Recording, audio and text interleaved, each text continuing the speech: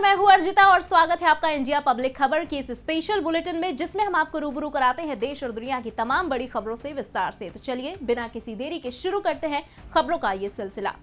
America और south Korea के हवाई युद्धाभ्यास से भड़के नॉर्थ कोरिया ने गंभीर परिणाम भुगतने की चेतावनी दे दी थी। इसके बाद नॉर्थ कोरिया ने बैलिस्टिक मिसाइल परीक्षण कर दिया। इससे पहले भी उत्तर कोरिया कई बार खतरनाक मिसाइल परीक्षण कर चुका है। संयुक्त राष्ट्र में भारत की स्थायी प्रतिनिधि रुचिरा कंबोज ने इस बात पर चिंता जाहिर की है। उन्होंने कहा कि इस तरह के प्रक्षेपण सुरक्षा परिषद के प्रस्तावों का सीधा उल्लंघन है। इससे सिर्फ उस क्षेत्र की ही नहीं बल्कि और भी मुल्कों की शांति और सुरक्षा प्रभावित हो रही है। कंबोज ने अपने संबोधन में कहा कि भारत ने पहले भी लॉन्च की गई बैलिस्टिक मिसाइल पर चिंता व्यक्त की थी। लगातार परमाणु और मिसाइल टेक्नोलॉजी का प्रसार होना चिंता का विषय है। We have in the past expressed our concern at recent ballistic missile launches by the DPRK, and we have now noted reports of yet another launch of an ICBM by the DPRK on 2nd November. These follow launches last month, following which the Security Council had met. These launches constitute a violation of the resolutions of the Security Council relating to the DPRK. They affect the peace and security of the region and beyond. उधर प्रधानमंत्री नरेंद्र मोदी ने पंजाब के अमृतसर में डेरा राधा स्वामी सत्संग ब्यास के प्रमुख बाबा गुरिंदर सिंह ढिल्लों से मुलाकात की। साथ ही उन्होंने डेरा का दौरा भी किया। इससे पहले वो जालंधर के आदमपुर एयरबेस पहुंचे और वहां से हेलीकॉप्टर के जरिए डेरा ब्यास पहुंचे। प्रधानमंत्री मोदी के दौरे के मद्देनजर आदमपुर एयरबेस और डेरा ब्यास के आसपास सुरक्षा के कड़े इंतजाम किए गए थे। पूरे क्षेत्र में अर्धसैनिक बलों और पंजाब पुलिस के जवान तैनात रहे। इस बीच भारतीय जनता पार्टी के नेता तजिंदर सिंह बग्गा ने एक बार फिर दिल्ली के मुख्यमंत्री अरविंद केजरीवाल के पोस्टर जनपथ, नॉर्थ एवेन्यू और शिवाजी स्टेडियम के आसपास लगाए हैं। इस बार तजिंदर ने इन पोस्टरों में केजरीवाल की तुलना हिटलर से की है। इस पोस्टर में लिखा है कि केजरीवाल हिटलर के बाद दूसरे ऐसे शासक हैं जिन्होंने शहर को गैस चैम्बर में तब्दील कर दिया है। साथ ही पोस्टर के नीचे जिम्मेदारी लेते हुए तेजिंदर सिंह बग्गा ने अपना नाम लिखा है। हालांकि ये कोई पहली दफा नहीं है जब बीजेपी नेता ने शहर में इस तरह के पोस्टर लगाए हैं।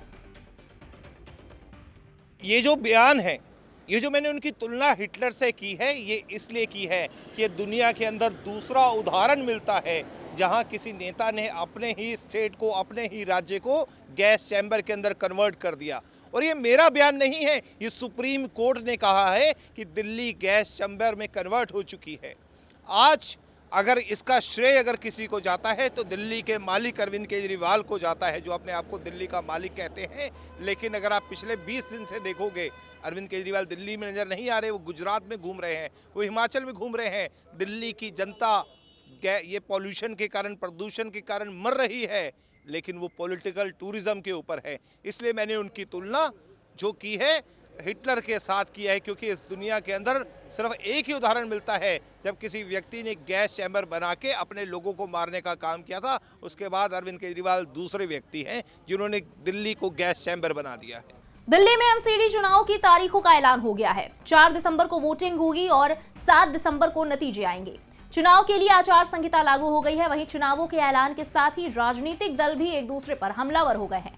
आप बीजेपी पर आरोप लगा रही है तो बीजेपी आप पर। इसी कड़ी में दिल्ली बीजेपी चीफ आदेश गुप्ता ने कहा है कि मैं एमसीडी चुनावों का स्वागत करता हूं। हमें पूरा विश्वास है कि दिल्ली के लोग फिर से एमसीडी चुनाव में हमारा साथ देंगे और पूर्ण बहुमत के साथ फिर से चुनाव जीतेंगे।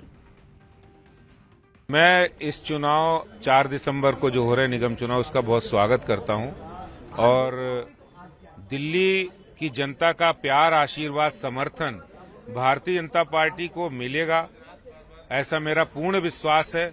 क्योंकि भारतीय जनता पार्टी के कार्यकर्ताओं ने पिछले 5 वर्षों में और कोरोना काल में विशेष रूप से सेवा के काम किए हैं। हमने दिल्ली की जनता का साथ कभी नहीं छोड़ा है, हमने कभी पीठ नहीं दिखाई है और हमारे प्रधानमंत्री आदरणीय नरेंद्र मोदी जी ने दिल्ली को बहुत सारी सौगातें दी हैं। दिल्ली नगर निगम ने 500 कूड़ा घरों को हटाकर वहां कंपैक्टर लगाए हैं, लाइब्रेरी बनाई है, पुस्तकालय बनाए हैं, वहां पर हमने जन रसोई बनाई है। दूसरी तरफ झारखंड के रांची में कांग्रेस विधायक जयमंगल सिंह के आवास पर आयकर विभाग ने दबिश दी है। फिलहाल विधायक के आवास पर इनकम टैक्स के अफसरों की छापेमारी जारी है। शनिवार को झारखंड कांग्रेस के विधायक कुमार जयमंगल सिंह के रांची आवास पर इनकम टैक्स लगातार दूसरे दिन भी छापा मार रहा है। आईटी की छापेमारी लगातार जारी है। ये छापे हेमंत सोरेन के 3 हफ्ते बाद ईडी के सामने प्रस्तुत होने की मांग के बाद पड़े। दरअसल ईडी ने मुख्यमंत्री हेमंत सोरेन को अवैध खनन पट्टा मामले में पूछताछ के लिए समन भेजा था, जिस पर सोरेन ने ईडी के सामने उपस्थित होने के लिए 3 हफ्ते का वक्त मांगा है। यूपी के वाराणसी जिले के लिए खुशखबरी है। यहां के लिए बुलेट ट्रेन के सर्वे का काम पूरा हो चुका है। शनिवार को रेल मंत्री अश्विनी वैष्णव ने वाराणसी पहुंचकर सर्वे के कार्यों का निरीक्षण किया। इतना ही नहीं, उन्होंने अधिकारियों के साथ बैठक कर कई अन्य महत्वपूर्ण योजनाओं के बारे में भी चर्चाएं की। अश्विनी वैष्णव ने वाराणसी में काशी रेलवे स्टेशन और मालवीय ब्रिज का निरीक्षण किया। उन्होंने कहा कि वाराणसी के लिए बुलेट ट्रेन का सर्वे और उसकी पूरी व्यावहार्यता का अध्ययन किया जा रहा है। उन्होंने बताया कि काशी रेलवे स्टेशन के साथ अंतरदेशीय जलमार्ग के लिए घाट बनाए जाएंगे। इससे क्षेत्र का इंटरमॉडल विकास होगा। वहीं कर्नाटक प्रदेश कांग्रेस कमेटी के अध्यक्ष डीके शिवकुमार और उनके भाई डीके सुरेश को मनी लॉन्ड्रिंग मामले में ईडी ने समन जारी किया है। दोनों को 7 नवंबर को पेश होना है। बता दें कि उनसे मनी लॉन्ड्रिंग मामले में पूछताछ की जाएगी। इस बीच शनिवार को शिवकुमार ने कहा कि मुझे और मेरे भाई को तलब किया गया है, मैं इसे देख रहा हूं। मैं 7 नवंबर को हमारे राष्ट्रीय अध्यक्ष के कार्यक्रमों में व्यस्त हूं। मैं आज इस पर फैसला लूंगा। बताते चले कि शिव कुमार इन दिनों कांग्रेस नेता राहुल गांधी की भारत जोड़ो यात्रा में शामिल होने को लेकर बिजी चल रहे हैं।